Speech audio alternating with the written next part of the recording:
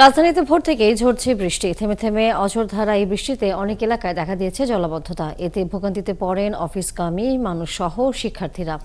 মঙ্গলবার ভোর ৫টা থেকে শুরু হওয়া বৃষ্টিতে রাজধানীর মিরপুর, শ্যামলী, কল্যাণপুর, মোহাম্মদপুর, ধানমন্ডি, কাঁঠালবাগান, মানিক মিয়া এভিনিউ, গ্রিন রোড সহ অনেক এলাকাতে পানি জমে যায়। এতে যানবাহনের চাপ বাড়ে, যানজটের সৃষ্টি হয়েছে। সকাল ৬টা থেকে ৯টা পর্যন্ত ৮০ মিলিমিটার বৃষ্টি রেকর্ড হয়েছে। এর আগে ২২ মিলিমিটার বৃষ্টি রেকর্ড হয়। আরও ২-১ দিন এমন বৃষ্টি হবে বলে জানিয়েছে আবহাওয়া অধিদপ্তর।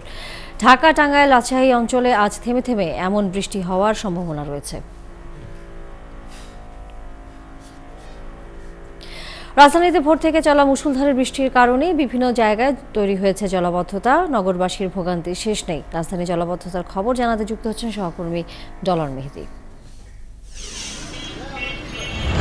ডলার, বিভিন্ন রাজধানীর জায়গায় আমরা বলছিলাম যে পানি জমে জলাবদ্ধতা তৈরি হয়েছে, সেটি ভোরে বৃষ্টি হবার কারণে। এখন তো দুপুর গড়িয়ে গেছে, সেই জলাবদ্ধতা কোনো পরিবর্তন আপনি দেখছেন কিনা? মানুষের ভোগান্তির খবরও একই সাথে জানাবেন।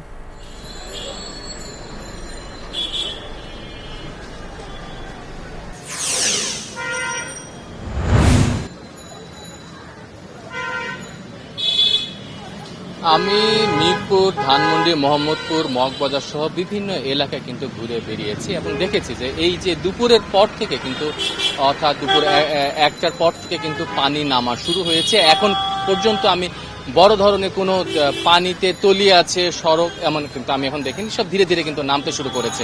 আপনি জানেন যে আজকে ভোর ৬টা থেকে সকাল ৯টা পর্যন্ত যে ভারী বৃষ্টিপাত হয় ঢাকা জেলায়, এবং এর কারণেই কিন্তু আসলে এই ঢাকার প্রধান প্রধান এলাকাগুলো যেমন মিরপুর, ধানমন্ডি, মোহাম্মদপুর, মগবাজার সহ বড় বড় এলাকাগুলো কিন্তু পানিতে তলিয়ে যায় এবং জলাবদ্ধতার সৃষ্টি হয়। যেহেতু সকালে এই ঘটনাটা ঘটে, তাই অফিস এবং স্কুল যাওয়া আসা যে মানুষ এবং শিক্ষার্থীরা আছে তারা কিন্তু বড় ধরনের দুর্ভোগের মধ্যে পড়ে।